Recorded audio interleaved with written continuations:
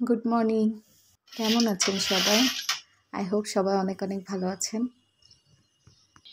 সকালবেলা পাখির ডাক কে কে শুনেছেন কমেন্ট করেন তো। কি সুন্দর পাখির ডাক, এই জন্যই সকালটা এত বেশি ভালো লাগে। আর এখন তো শীত আস্তে আস্তে শেষ হয়ে যাচ্ছে। যাই হোক, সকালের প্রথম শিডিউল শুরু হয়ে গেল। আমি পড়া শুরু করলাম হচ্ছে স্পেশাল আইন। এটা আমি পড়তেছি বিজেএস প্রিলি মাস্টার থেকে, যেটা আমার এইবারের আপডেট ভার্সানটা নেওয়া হয়নি, এটা গতবারের ভার্সান থেকেই পড়তেছি। বার পরীক্ষার সময় ছোট আইনগুলোকে অস্ত্র বানাইছিলাম, যদিও আমার সিপিসি সিআরপিসি অনেক হেল্প করছিল। এজন্য আমি বিজেএসের জন্য ছোট আইনকে অস্ত্র বানাইতে চাই, যে ছোট আইন যত বেশি ভালো হবে তত বেশি নাম্বার সিকিউর থাকবে। যদিও আমার আরও একটা সাবজেক্ট ছিল নাস্তার আগে, সেটা হচ্ছে ইংলিশ শেষ করলাম, দেন হচ্ছে নাস্তা করতে আসছি। নাস্তার পরে আমার একটা ক্লাস আছে, ক্লাসটা শেষ করব।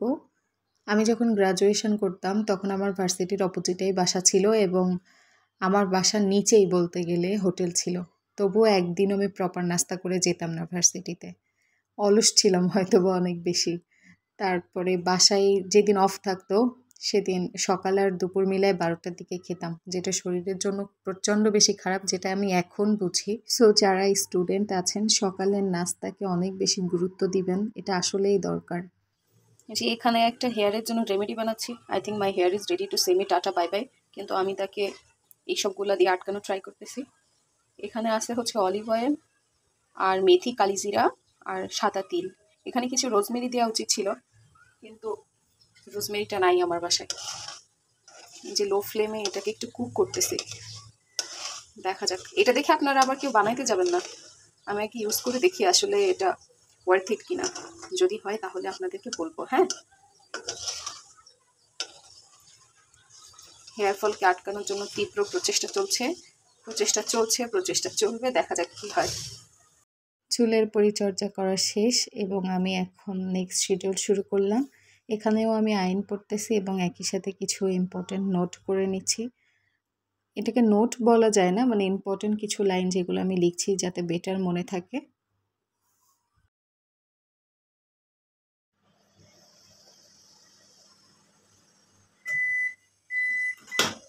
একটা জিনিস আমার খুবই ভালো লাগে, আমার ভিডিওগুলো 100 থেকে 200 মানুষ দেখে, মানে এই 1-2 বছরের জার্নিতে। কিন্তু যারা দেখে তারা রেগুলার, এবং কমেন্টের মাধ্যমে বোঝা যায় যে তারা ইন্টারাকশান করে। কিছু ছোট ভাই বোন আছে যারা আমার কাছে জানতে চায়, আপু 4 বছরে তুমি কি কি বই পড়ছো বা তোমার কি কি কোর্স ছিল আমাদের বলো, আমরা সেই অনুযায়ী বই কালেক্ট করতে চাই। আসলে এটা বলা কঠিন, কারণ এক এক ইউনিভার্সিটির স্ট্রাকচার এক এক রকম, তারা এক এক রকম কোর্স কন্ডাক্ট করে এবং কোর্স অনুযায়ী বই কিনতে হয়, সুতরাং আমার বই অনুযায়ী মিলবে না।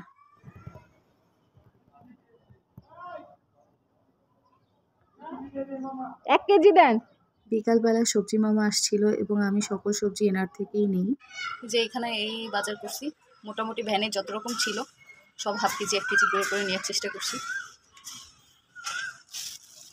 ব্রোকলি, বেগুন, এটা কি মটরশুঁটি, এটা টমেটো, আর এটা হচ্ছে কুমড়া, এটা লাল আলু, ওটা হচ্ছে কলা, গাজর, আর কিছু আছে, আর কিছু নাই মনে হয়। দিন হলো আইন রিভিশন করা হয় না। আজকে আমি ভাবছি যাই হয়ে যাক না কেন, তাই যদি পড়া দু একটু পোস্টপোন্ড করা লাগে তারপরেও আমি আইন রিভিশন করব। এখন এলাম হচ্ছে তামাদি আইন, যেহেতু এটা একদমই কম, এটা শেষ করে দিন হচ্ছে এভিডেন্স অ্যাক্ট দেখব। চেষ্টা করব এসআর একটু আজকে দেখার, কারণ আজকে এখনো অনেক টাইম আছে হাতে, মানে এখন তো সবে সবে মাত্র সন্ধ্যার আজান হলো। সো শুরু করা যাক।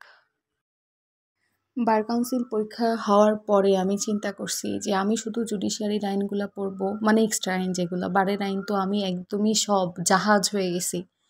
পরে আমি যখন কিছুদিন অফ দিছিলাম, তারপরে আবার যখন ওগুলা রিভিশন দেওয়ার জন্য গেলাম, তখন আমার এফোর্ট বেশি দিতে হলো, ইভেন বেশির থেকেও বেশি। কারণ রেখে দেওয়ার কারণে যেটা হয়েছে, আমি A to Z সব ভুলে গেছি, আর আমার মনে হয়েছে কি আমার মাথার ভিতরে ওই জিনিস কখনো ছিলই না। গ্যাপ দেওয়া আসলে আইনের জন্য খুবই খারাপ। যারা পড়েন তারা একটা আইন শেষ করে আরেকটা আইন গেলে ওই পিছের আইনটা ভুলে যাবেন, এই জন্য চেষ্টা করুন সিমিলটেনিয়াসলি যাওয়ার জন্য।